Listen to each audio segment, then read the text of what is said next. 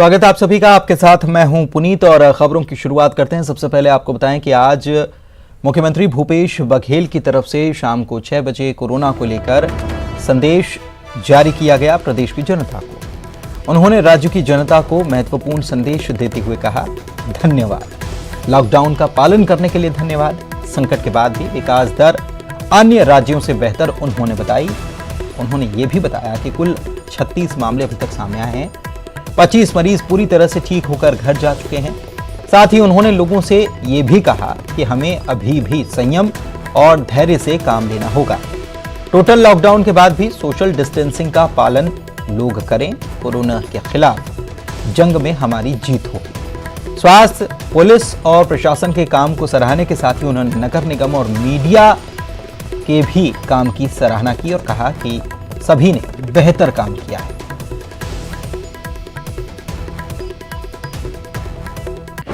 आज आप सबने जो अनुशासन, संबल और संकट से निपटने की जिजीविषा दिखाई है वो विलक्षण है। आज छत्तीसगढ़ कोरोना वायरस महामारी के नियंत्रण में पूरे देश के समक्ष उदाहरण बना है। तो इसके मूल में आप लोगों का अपने परिवार, अपने राज्य के लोगों के प्रति त्याग और समर्पण का भाव है। मैं इन सबके लिए आपका दिल से धन्यवाद करता हूं। मैं हमेशा इस सहयोग के लिए आपका ऋणी रहूंगा।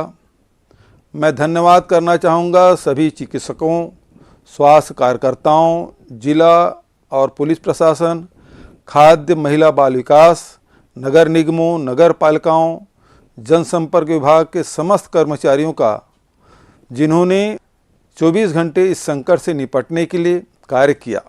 मीडिया के बंधुओं, स्वयंसेवी संस्थाओं और सामाजिक संगठनों का भी आभारी रहूँगा, जिन्होंने हर पल हमारा सहयोग किया। छत्तीसगढ़ की प्रशंसा पूरे देश में हो रही है। रिजर्व बैंक ने हमारी तारीफ की है। कोरोना वायरस नियंत्रण में हम सभी राज्यों में सबसे आगे हैं। यह सब आपके कारण ही है। 20 अप्रैल से राज्य में बहुत सारी आर्थिक गतिविधियां प्रारंभ करने पर हम विचार कर रहे हैं।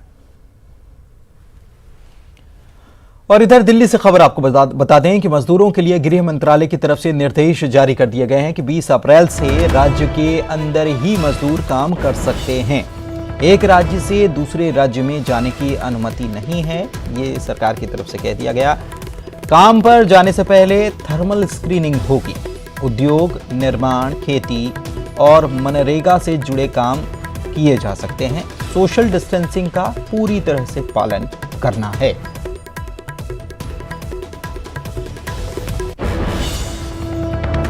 रायपुर से खबर आपको बता दें, बड़ी खबर कोरोना को लेकर छत्तीसगढ़ से एक अच्छी खबर आई है कि पिछले 68 घंटे में एक भी पॉजिटिव मरीज सामने नहीं आया है। और आखिरी बार 16 अप्रैल को 3 मरीज सामने आए थे। प्रदेश में कोरोना पीड़ितों की कुल संख्या 36 है और इनमें से 25 पूरी तरह से ठीक होकर वापस अपने घर जा चुके हैं। 11 एक्टिव मरीजों का रायपुर एम्स में उपचार भी चल रहा है। और एक अच्छी बात और, एम्स के डॉक्टर्स की तारीफ भी करनी होगी। यहां पर 73 वर्षीय एक बुजुर्ग जिन्हें कोरोना पॉजिटिव पाया गया था, वो ठीक होकर घर जा चुके हैं। तो चिकित्सक लगातार प्रयास कर रहे हैं और उन्हें कामयाबी मिल रही। 11 मरीज जो एक्टिव मरीज हैं उनका रायपुर एम्स में इलाज चल रहा है और सभी की हालत स्थिर बताई जा रही है। बहुत जल्द उनकी जब रिपोर्ट नेगेटिव आती है तो उन्हें भी उनके घर भेज दिया जाए।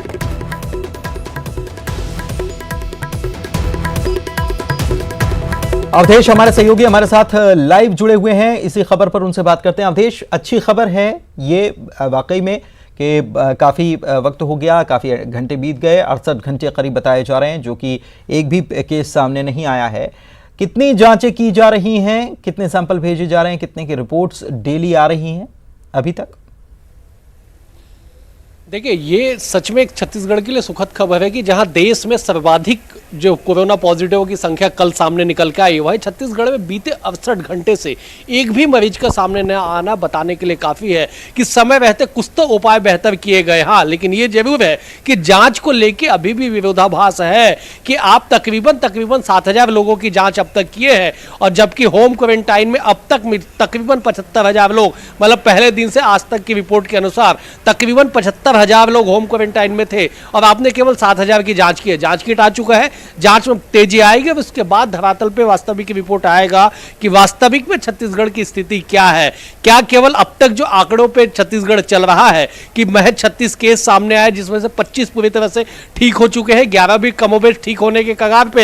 एम्स के डॉक्टर लगातार उनके पीछे मेहनत कर रहे हैं, लेकिन सवाल यही है कि जांच को लेकर जो विरोधाभास है वो कब समाप्त होगा, क्योंकि जिस तरह से रैपिड टेस्ट किट की खरीदी की जा चुकी है, उसका सप्लाई होना बाकी है। वो किट जब छत्तीसगढ़ आएगा पुनीत, उसके बाद पता चल पाएगा कि जांच जैसे जैसे तेजी से बढ़ेगी तब जाके वास्तविक आंकड़े सामने आएंगे कि क्या छत्तीसगढ़ की स्थिति कैसी है। लेकिन फिलहाल ये वास्तविक में एक बड़ी खबर, अच्छी खबर है कि छत्तीसगढ़ में बीते 68 घंटों से एक भी कोरोना पॉजिटिव जो है वो सामने नहीं आ पाया है। बिल्कुल, ये अच्छी खबर है और बहुत बहुत शुक्रिया आपका इस जानकारी के लिए। और आगे बढ़ते हैं, कोरबा से एक और अच्छी खबर आपको बता देते हैं कि जो सैंपल्स अभी तक जांच हुई है, इनमें से 1326 सैंपल यहाँ से लिए गए थे, कटघोरा से लिए गए थे, और इन सभी की रिपोर्ट नेगेटिव आई है। हालांकि अभी कुछ सैंपल ऐसे हैं जिनकी रिपोर्ट आना बाकी है। कुल इनकी संख्या 244 है जिनकी रिपोर्ट आनी बाकी है। एक और मरीज इस बीच स्वस्थ होकर एम्स से घर लौट चुका है। रायपुर एम्स में कटघोरा के 11 मरीजों का इलाज चल रहा है और कुल 36 मामले अभी तक राज्य में सामने आए हैं, और बीते करीब 68 घंटे हो गए, कोई नया नहीं मिला है मरीज। तो ये अच्छी खबर, सुखद खबर छत्तीसगढ़ से।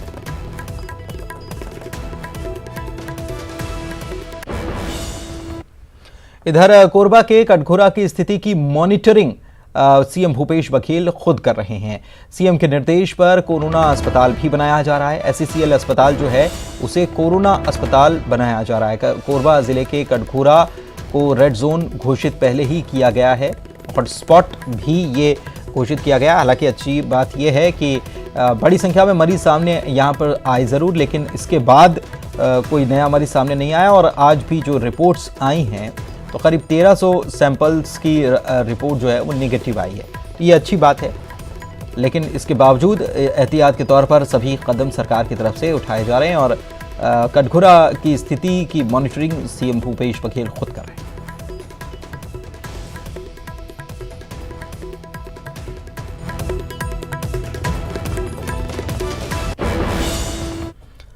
आगे बढ़ते हैं, रायपुर से खबर आपको बता दें। उत्तर प्रदेश की पुलिस ने ट्वीट किया था, जिसके बाद छत्तीसगढ़ की पुलिस ने एक्शन लेते हुए दुर्ग एसपी ने एम्बुलेंस से एक शव मेरठ भेजा है। आपको बता दें कि उत्तर प्रदेश की पुलिस ने ट्वीट कर एक युवक का शव भिजवाने के लिए मांग रखी थी और मदद मांगी थी। उत्तर प्रदेश के रहने वाले विकास कुमार की भिलाई में दरअसल मृत्यु हो गई थी, जिसके बाद उनके शव को मेरठ भेजने को लेकर यूपी पुलिस ने ट्वीट किया था, जिसके बाद कदम उठाते हुए एम्बुलेंस से शव भिजवा दिया गया है। भिलाई स्टील प्लांट में विकास तैनात थे।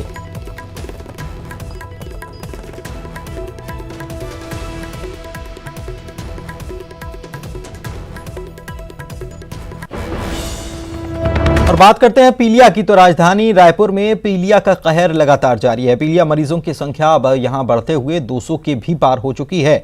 अभी तक अस्पताल में 138 लोग भर्ती हैं जिनका इलाज किया जा रहा है। इधर 150 लोगों ने जिला अस्पताल में इलाज कराया है। 63 मरीज ठीक होकर डिस्चार्ज कर दिए गए। वहीं शहर में पाइपलाइन बदलने का काम भी लगातार चल रहा है।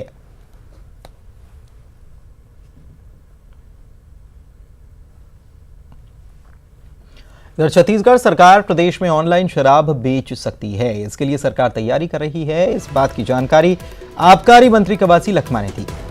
उन्होंने कहा कि ऑनलाइन शराब बिक्री के लिए सरकार विचार कर रही है।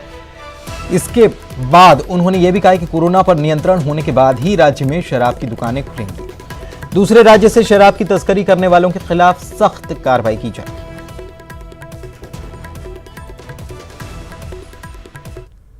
छत्तीसगढ़ का जनता, छत्तीसगढ़ के लोग बोलेंगे ऐसा करेंगे। ये सरकार भूपेश बघेल का सरकार है, आम आदमी का सरकार है, किसान का सरकार है, मजदूर का सरकार है, इसलिए हम लोग कोई भी गड़बड़ी नहीं करेंगे।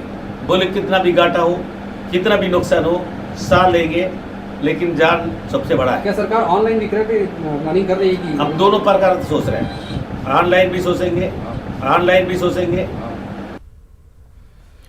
बता दें कि रायपुर में राजधानी में 72 घंटे का टोटल लॉकडाउन किया गया था और इसकी अवधि खत्म हो चुकी है। टोटल लॉकडाउन की मियाद आज शाम को 5 बजे खत्म हो गई। राजधानी की सड़कों पर इस दौरान 72 घंटों के दौरान पूरी तरह से सन्नाटा नजर आया। शहर के सभी चौराहों पर पुलिस बल तैनात नजर आया। देश में वैसे 3 मई तक लॉकडाउन जारी रहने वाला है और यहाँ पर भी लॉकडाउन 3 मई तक ही है, लेकिन टोटल लॉकडाउन जो किया गया था राज्य सरकार की तरफ से, उसकी मियाद आज शाम को 5 बजे खत्म हो गई और उसके बाद भी सड़कों पर सन्नाटा ही नजर आया है। इधर महासमुंद शहर 3 दिनों के लिए टोटल लॉकडाउन किया गया। शनिवार दोपहर 12 बजे से ये लॉकडाउन किया गया टोटल लॉकडाउन, और 20 अप्रैल दोपहर 12 बजे तक ये जारी रहेगा। टोटल लॉकडाउन में मेडिकल स्टोर, पेट्रोल पंप और डेयरी की दुकानें ही खुली रहेंगी। प्रशासन और व्यापारियों ने मिलकर इसका फैसला लिया है। ग्रीन जोन में बने रहने के लिए ये कदम उठाया गया है।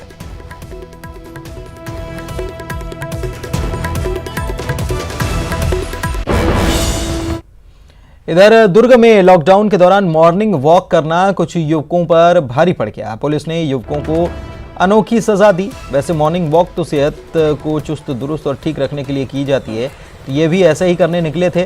तो पुलिस अधिकारी ने सड़क पर ऐसे घूम रहे युवकों को रोका और उसके बाद इनसे थोड़ी कसरत और कराई। पुशअप इनसे कराए गए। पावर हाउस ब्रिज पर युवक मॉर्निंग वॉक करने के लिए निकले हुए थे। बताएं कि देश में 3 मई तक लॉकडाउन जारी है।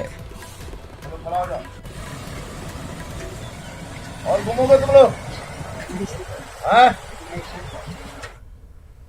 इधर सोशल मीडिया पर फर्जीवाड़ा करने वाले और फेक अकाउंट बनाकर लोगों को गुमराह करने वालों के खिलाफ सख्ती बढ़ती जा रही है। सीएम भूपेश बघेल ने ट्वीट कर बताया है कि किसी भी ऐसे तत्व को नहीं छोड़ा जाएगा।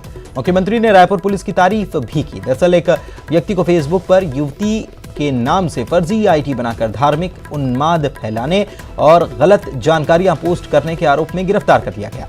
पुलिस को इस बात की शिकायत मिली थी कि निशा जिंदल के नाम से एक फेसबुक अकाउंट है जिसमें धार्मिक सौहार्द बिगाड़ने वाले पोस्ट किए जा रहे हैं। फर्जीवाड़े करने वाले युवक का नाम रवि पुजारी है, जो कबीर नगर इलाके का रहने वाला है।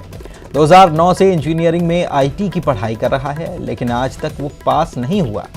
आरोपी के फेसबुक पर नामी गिरामी लोगों के साथ उसकी दोस्ती है, बल्कि 10,000 से ज्यादा उसके फॉलोअर्स हैं।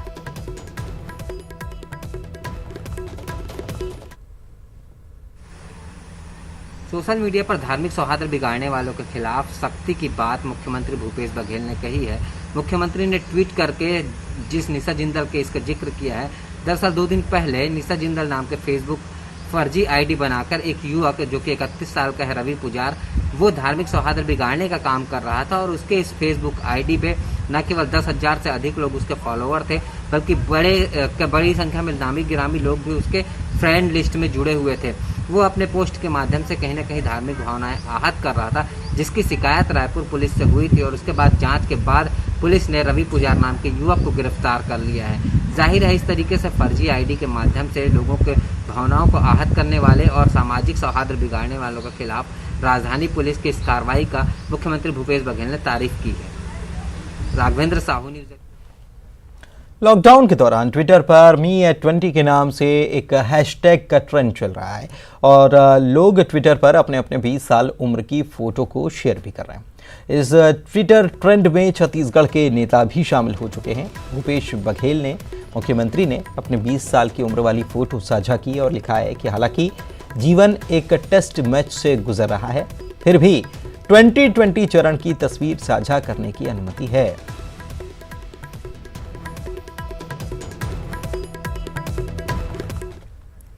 इधर लॉकडाउन के दौरान ट्विटर पर Me@20 के नाम से हैशटैग जो ट्रेंड कर रहा है, लोग ट्विटर पर अपने अपने 20 साल की उम्र के फोटो को शेयर कर रहे हैं। छत्तीसगढ़ के नेता भी इसमें शामिल हो चुके हैं। मुख्यमंत्री भूपेश बघेल ने अपने 20 साल की उम्र वाली फोटो साझा की, तो दूसरी तरफ टी.एस. सिंहदेव ने भी फोटो शेयर की और लिखा है कि समय कभी नहीं रुकता, जियो और एंजॉय करो। गृह मंत्री ताम्रध्वज साहू ने भी ट्वीट किया, समय की परीक्षा कठिन जरूर होती है लेकिन परिणाम आपके हाथों में होता है।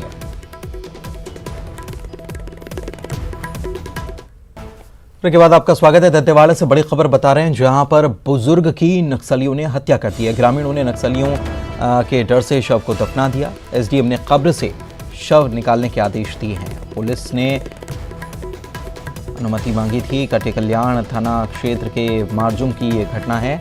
तो आपको बता दें कि दंतेवाड़ा से बड़ी खबर बता रहे हैं, जहां पर बुजुर्ग की नक्सलियों ने हत्या की और इसके बाद ग्रामीणों ने नक्सलियों के डर से शव को दफना दिया। पुलिस ने अनुमति मांगी थी, जिसके बाद एसडीएम ने कब्र से शव निकालने का आदेश दे दिया है। और इसी के साथ बुलेटिन में फिलहाल इतना ही। नमस्कार।